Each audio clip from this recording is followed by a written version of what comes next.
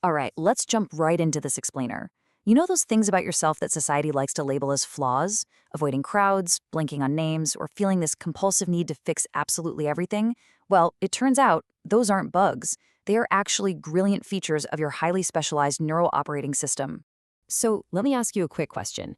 Would you rather fight a bear than go to a crowded concert? If you just nodded yes, congratulations. Your psychology is basically playing chess while everyone else is playing checkers. Today, we're going to explore exactly why your brain acts this way.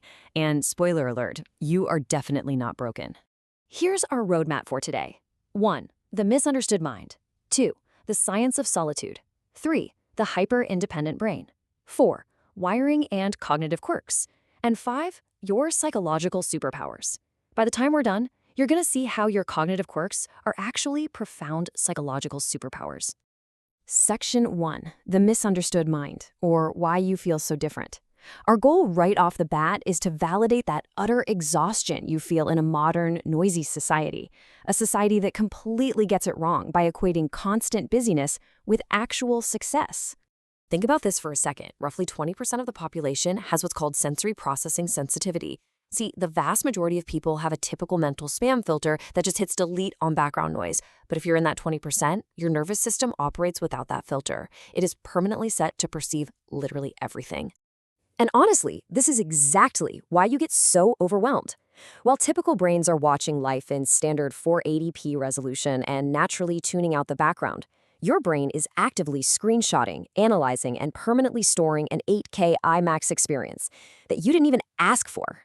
Moving to Section 2, the science of solitude. It's not a bug, it's a feature. We're going to look at why you legitimately prefer staying home, why your personal space gives you vital environmental control, and why choosing to be alone is actually a massive sign of high emotional intelligence.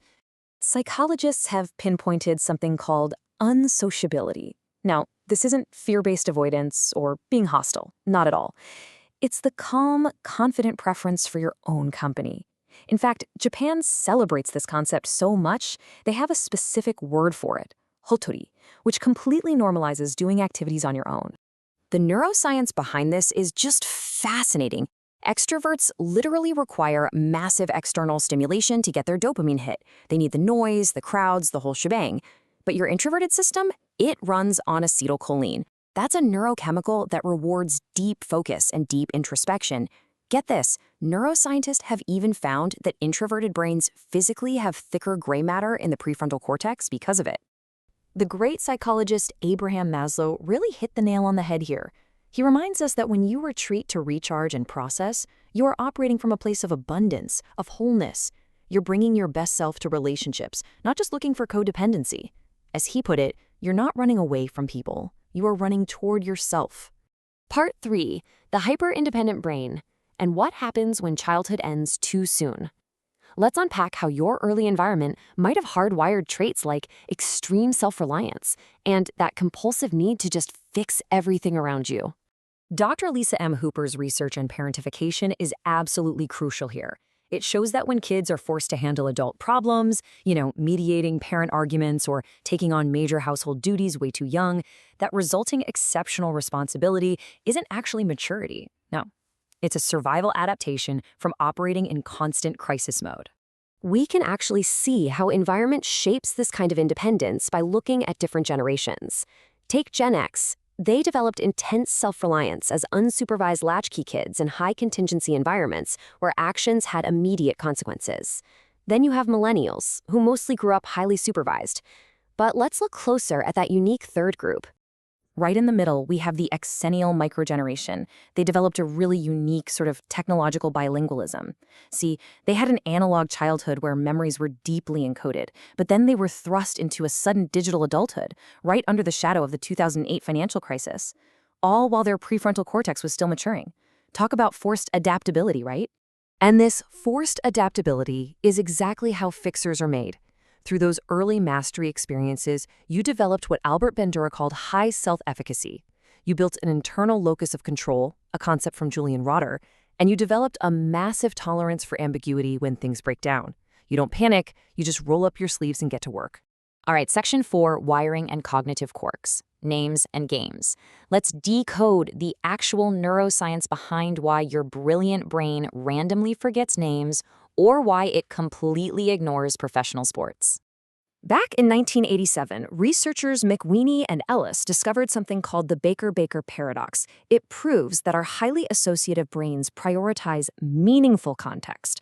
So if someone says they are a baker by profession, it lights up a rich web of semantic associations in your mind, like bread, warmth, early mornings. But Baker the surname? It's rootless. It's semantically empty. So your brain just goes, nope, and immediately drops it. On top of that, there's the next-in-line effect, documented by Malcolm Brunner in 1973. This proves that forgetting a name right after you hear it is actually a preoccupation problem. It's caused by real-time editing and high self-awareness. It is not a fundamental memory flaw. While they were introducing themselves, your brain was just super busy preparing exactly what you were going to say next. And what about ignoring sports? Well, your brain simply has lower tribal instincts, which means you don't have that default us versus them bias. You have a stable self-concept without needing what psychologists call burging, or basking in reflected glory. Instead, you redirect your empathy toward art or complex ideas. Plus, your brain just refuses to rely on the addictive, gambling-like dopamine loops of intermittent reinforcement to find narrative meaning in life. Which brings us to Section 5, your psychological superpowers, the compassionate reframe. It is time to flip the script. Let's shift away from what society says is wrong with you and look at what actually makes you intellectually and emotionally exceptional. Instead of being socially awkward or inept, your hyperceptual sensitivity basically makes you a human lie detector. You aren't just observing feelings, you are literally an emotional Wi-Fi router, actively downloading the subtext and the mood of absolutely everyone in the room. Because you have these mirror neurons on steroids and an incredibly efficient internal operating system, your quietness isn't emptiness. It's actually the sound of you composing mental symphonies and doing deep, complex problem solving. This is extreme emotional intelligence at work, my friends. Now, to really step into these gifts, there are a few things we need to do. First, grieve the carefree childhood you might have missed. Second, learn to be a beginner at letting others take care of you and realize your worth isn't just about how useful you are. And please, stop labeling your brilliant neural adaptations as character flaws. Your peace isn't isolation, it's liberation. So, the final thought I'll leave you with in this explainer is this.